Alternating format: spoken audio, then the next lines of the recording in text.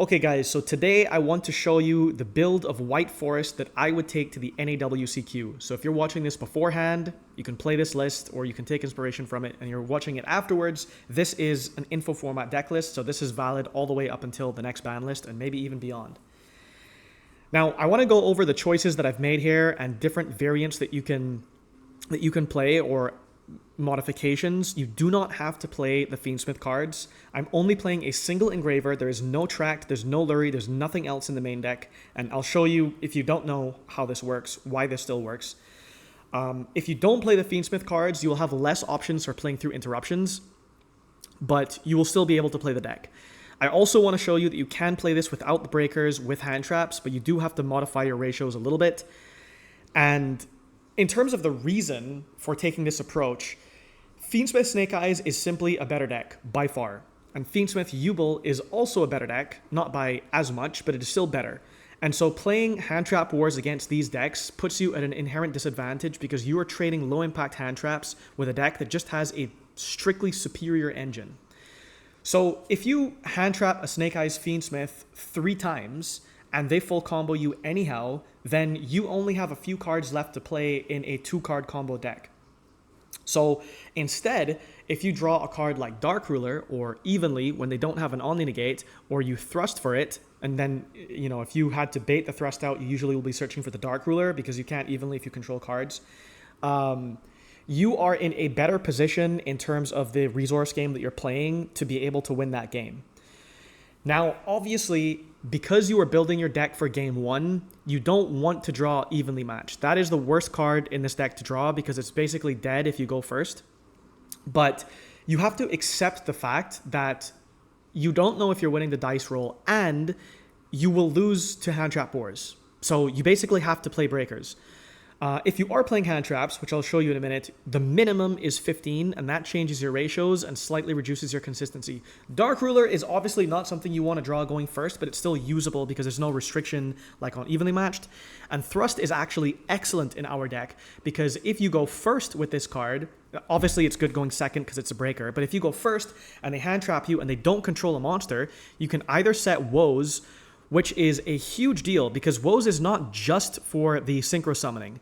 Woes enables you to place the starter that you don't have into your grave so that when your opponent is playing, you have both of them in rotation. So LZ is the one where if a light spellcaster tuner is special summoned to your field during your opponent's turn, while this is in the grave, you can add it to your hand. And this one is if a spell or trap is sent to your graveyard to activate a monster's effect, and this is in either player's turn, then you can special summon this card. So you always want both of these cards in rotation every single opponent's turn, and in a lot of hands, you won't have access to both of them. So Woes gives you the other one and puts that in the grave so that you can cycle through your resource game. So setting this card off of the Thrust is solid.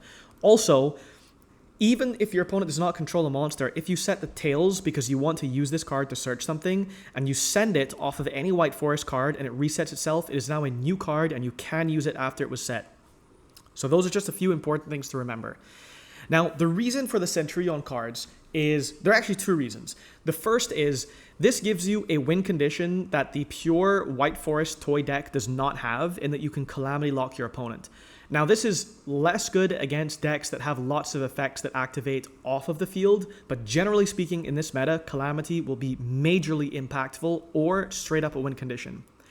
Cosmic Blazar is also almost a win condition. It's super close to basically being a win condition if you have skill drain, because you can Blazar under your own skill drain, and there are very few decks that can beat this. Remember that you can turn your skill drain off whenever you want because all of your White Forest cards send for cost. So this type of win condition with the Centurion cards is solid, and these cards allow you to play through more interruptions. You know, if you get interrupted while you're doing White Forest plays or whatever, and then you have access to an Emblem of Oath or a stand-up Centurion, then you can continue playing without having to use another normal summon. So these cards are generally super solid. The only card that is a bad card to draw is the Gargoyle because it is a brick, but it has such a tremendous influence on your ceiling that you basically have to play this card. Now, some people are playing the bad Centurion cards in the main deck, like Wake Up. This card is absolutely abysmal and horrendous, and I have no idea why it was printed this way. This is not a good extender. please remember, this requires a monster card to be face up in your spell and trap zone.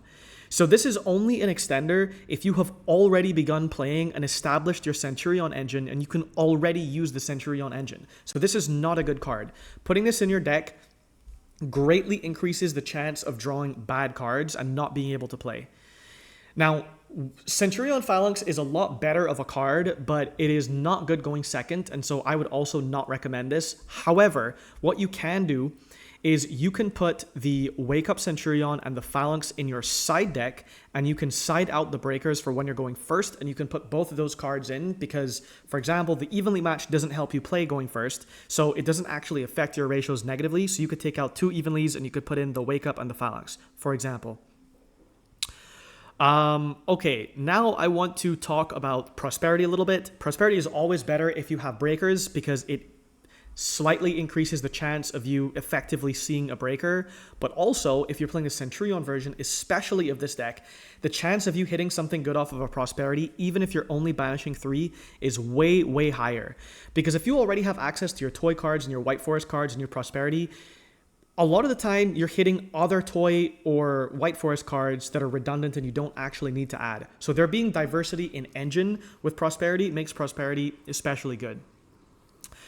Before I show you how you can modify this deck list here, let me show you a sample test hand here. And I want to show you why you can play just a single Engraver. So this is not going to be like an actual combo that I'm showing you. I'm just going to put any 2 monsters on field. It doesn't matter what they are. So in this case, just by the way, we've drawn actually 3 one-ofs. So this is an incredibly statistically unlikely hand, but whatever. We still had starters and extenders here, so this would have been a fine hand. But I just want to show you, if you make Moon of the Closed Heaven and you turn that into a Requiem, and you Requiem to bring out the Engraver from your deck. Remember, there is no Tract, there's no Lurie, there is no other Engraver, there's nothing. The only Fiendsmith card in our main deck is the single Engraver. And before the TCG exclusive NAWCQ Princess was revealed, here you would be stuck because you needed an extra body to turn these into Sequence, and then Sequence would perform a fusion summon and bring out Lacrima, and Lacrima could bring out Engraver, and you could go into like an Appaloosa or whatever. But here, what you can do is you can summon the NAWCQ Princess because this uses a monster equipped with a monster card and a fiend monster card. So it doesn't have to be both in the monster zone, it just has to be a monster card. And then, because you have brought the Engraver from your deck, you can shuffle back a monster and use the Grave effect because you haven't used that yet. Now, the thing that's cool about this is you have some options here. Because your extra deck space is tight, generally I recommend that if you are going first, your standard play is going to be making Wave Hiking Caesar, because not only does this play around Nib before you continue the rest of your combos, but this card is generally good against a lot of the stuff in the meta because a lot of stuff summons. Another option you can make is for making SB Little Knight, which will get us Banish on summon. That is probably more relevant if you are going second and there is, like, for example, a Nightmare Pain or some weird card that you need to get rid of with the SB Little Knight, and you also maybe want the protection later. Another thing that definitely does come up is that NAWCQ Princess is a dark level 6 monster, which means if you make Chaos Angel with this and any of your level 4s, it is going to be a light and dark Chaos Angel. So all of your Synchro monsters will be unaffected by monster effects, and all of your monsters cannot be destroyed by battle. So making Appaloosa or Little Knight becomes even better if you're sitting on a Chaos Angel, which is honestly, like, in lots of game states, I found to almost be like a floodgate. There are very few things that someone can do against the Chaos Angel. There are actually many games that I've played on Omega where I will put Chaos Angel in defense position, light and dark, and the opponent can't do anything, and I'm waiting to be able to draw my combo pieces. Now, obviously, you don't want to be in that game state, but I just want to show you that you do have options with this, even if you only play a single Engraver in your main deck. Another thing that you should remember that actually does come up is Centurion Trudea has the option to make itself a level 8 when you bring itself out of the trap zone. Now, most of you who play the Centurion cards already know this. However, what you may not know is if you make Centurion Trudea a level 8 and you have any of your level 2s on field, stand up, can trigger and synchro summon into Chaos Angel. So this includes on your opponent's turn whenever. And that will be a light and dark Chaos Angel without you having a single tuner on field, because this does not need a tuner to be made. And this is very surprising for a lot of people because a lot of people do not know that you can summon Chaos Angel this way. And it also makes cards like Packbit a lot better because Packbit is good against Yubel, for example, because you can push back one of their monsters that you don't want to float. And it also is one of the cards that allows you to get access to your Centurion cards after you've already gone through like a Crimson Dragon play, for example. So this is a very realistic scenario of using Trudea and Elzet or a Stellar to synchro into a Chaos Angel on whoever's turn and make it light and dark. That's super solid. In terms of the side deck, or sorry, the extra deck here, I think that if you're playing the Crimson Dragon package, you need to play more than just Calamity because there will be scenarios where Calamity is going to miss timing and you know that before you summon it. And so you have to go for Blazar instead. There are also times when you're going first and you have skill drain and you would rather play a resource game with Cosmic Blazar. It could be because you don't think that their deck is going to just lose or give up to a Calamity. The Gallant Granite, I think, is one of the best cards in this entire extra deck, even though it's not a part of the standard Centurion combo, and this is because while Arciela gives you the option to search for a Veiler, the Granite gives you the option to search for a Nib. So searching for both the Veiler and the Nib diversifies the locations that your interruptions are based in. I talk about this in all of my deck profiles, and this is extraordinarily strong. It means that you do not lose to breakers, period, and you don't care about nibbing your own field because all of your extra deck monsters from the White Forest stuff, it doesn't matter if they're on the field or in the graveyard. You shuffle them back anyhow to bring your tuners out from the grave. So these cards are extremely powerful in this deck, whether you are going first or second. So this is additional flexibility here. Now I want to talk a little bit about how you could change this deck. And Phantasme still applies because Phantasme is good for digging into breakers, and it also works if you're on hand traps. Now, if you are not on the Fiendsmith package, what you can do is you can take out the Engraver here, and you can take out the Closed Heaven, the Requiem, the Necrocrypt Princess, and the Wave Hiking Caesar.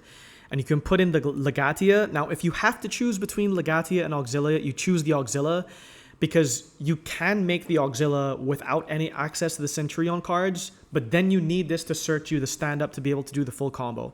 So this is more versatile in terms of the combo, but Legatia comes up all of the time if you have already drawn a starter, or if you are going second and you need some pressure with the draw pop. So now that you have space, you definitely play the Legatia.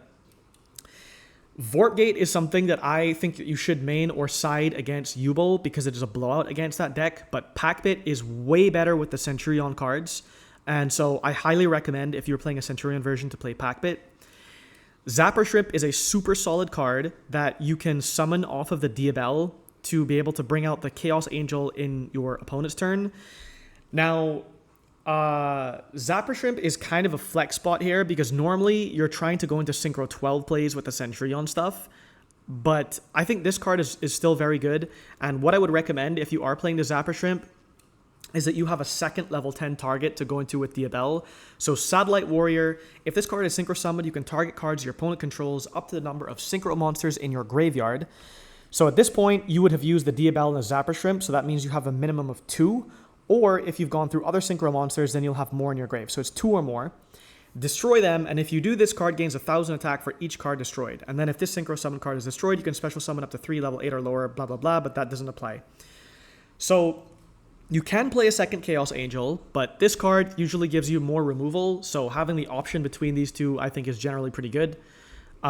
You can also play Vorpgate instead, and you don't have to play the Zapper Shrimp, but having the option off of the Diabel is good. And remember, the Zapper Shrimp has another optional effect. It doesn't just quick synchro. If it is special summoned, you can target one other card, you can send one other card from your hand or field to the graveyard, then target one spell or trap your opponent controls, destroy it. So this will trigger the set toy cards, and it will trigger the White Forest spells and traps. And this is very useful in matchups where like your opponent is playing Tenpai and they activate Sanguine Summoning, and you actually straight up lose to that card. Instead, if you Zapper Shrimp and you pop the Sanguine Summoning, unless they have hard drawn a different one or they have some other access to it, you can just Silvera Book of Eclipse their field, and that's almost like a win condition in many cases. I'm not going to say 100% of the time, but in many cases against that deck. So I highly recommend that you play Zapper Shrimp if you have the space for it. Now, the other thing that I want to talk about is what if you are playing hand traps and you don't want to play breakers? So if we take out all of these cards, the number that we want to stick to is 15 at an absolute bare minimum. So right now, if I just show you, if I put in some of the generic cards first, Imperm, we'll put in more Veilers. We can even put in another Nibiru, and maybe Ghost Ogre, I think, is decent. So here we would have 10, 11, 12, 13 hand traps. Now, if you go on a probability calculator, which I'm not going to show right now in the interest of time, you for sure want the 15. And so now you have to make a choice because you were at 13 and you need to cut 2 more spots. I think that it is acceptable to cut 2 prosperities in this case because you can't cut the engine requirements for the Centurion stuff, and the toy cards are what make this deck playable. White Forest is not good without the toy cards. So prosperity is extremely good, but you can make the argument that you cut 2 of these cards to fit in 2 more hand traps, or you cut 2 oath to leave in the prosperity and play the additional hand traps. Another option, if you don't want to play prosperity at all, so I will show you just a quick example here. Oops. And I will put in another Ghost Ogre, is you can add in the reinforcement of the army. So this is another way to get access to your toy engine. And this puts you at the 10, 11, 12, 13, 14, 15 hand traps, bare minimum. You actually, if you want to go above that, you can start cutting down Emblema Oath. But one thing you'll notice is that even though you never actually want to discard something like Emblema Oath off of your White Forest stuff, having the option in awkward hands where you've been strangely hand trapped is good. And so having more monster count in your deck is a little bit risky sometimes. So you could also play your deck this way. If you are doing this, I would highly recommend that you also play Crossout so that when you're going first, you can take out some of your hand traps. Like, for example, if you think in a particular matchup one thing is worth than another, you could take out like 2 Nib and 1 Ogre and put in the 3 Crossout so that you always have the targets. So that, I think, about wraps up my take on what I would bring to the NAWCQ for White Forest Centurion and the different variants that you can take. So I covered with the Fiendsmith stuff, a bare minimum Fiendsmith engine, and with hand traps versus breakers. If you have any questions, let me know in the comments below. Also, there is a Discord channel in the description. So if you're interested in discussing deck builds or joining events, White Forest themed especially, then join that below. Thanks for watching.